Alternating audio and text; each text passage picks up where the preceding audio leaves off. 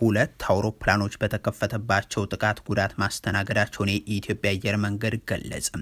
የመንግስት ተቋሚ ኃይሎች የከፈቱትን ጥቃት ተከትሎ የደረሰ ጉዳትም ነው።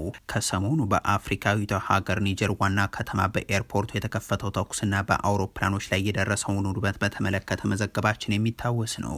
በኒያሚ በሚገኝና ከኤርፖርቱ አቅራቢያ ባለም የሀገሪቱ የጦር ሰፈርን ለማጥቃት በሚል ታጣቂ ኃይሎች የከፈቱት ጥቃት የህዝብ ትራንስፖርት አገልግሎት በሚሰጡ አውሮፕላኖች ላይ ጭምር ደርሶም ውድመትን አስከትሏል። ታጣቂዎቹ ወደ ስፍራው ያቀኑት በሞተር ሳይክል ላይ በመሆን ከባድ መሳሪያዎችና ተቀጣጣይ ቦምቦችን በመያዝም ነበር።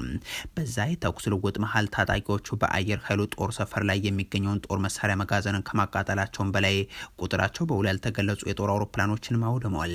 ታጣቂዎቹ የያዙትን ተቀጣጣይ ፈንጂ ወደ አየር ማረፊያው ውስጥ በመወርወር በዛው ቆመው የነበሩ 3 አውሮፕላኖችን መጥቷል።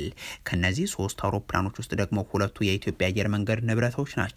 በጥቃቱ ተመተው ጉዳት ካስተናገዱ እነዚህ አውሮፕላኖች መካከል አንደኛው ቦይንግ 737 ማክስ 8 የመዝገባ ቁጥሩ ኢቲቢቢቢ ሲሆን ሁለተኛው ደግሞ በቁጥር ኢቲቢቢኤች የተመዘገበው ቦይንግ 737-800 አውሮፕላን ነው።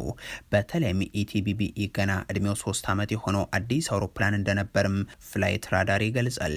ይህንን በተመለከተ ጥቃቱን ያረጋገጠበትን መግለጫ ያወጣው የኢትዮጵያ አየር መንገድ በኒጀር ኒያሚ አውሮፕላን ማረፊያ መጠነኛ ጉዳት ያስተናገዱት 2 የአስካይ አየር መንገድ አውሮፕላኖች በቅርቡ ወደ አገልግሎት ይመለሳሉ ሲል አሳውቋል። የኒጀር ወታደራዊ ኃይል በኒያሚ ዓለም አቀፍ አውሮፕላን ማረፊያ ላይ ለደረሰው የሽብር ጥቃት ፈረንሳይ፣ ቤኒን እና አይቮሪ ኮስት እጃቸው አለበት ሲል መክሰሱም የሚታወስ ነው።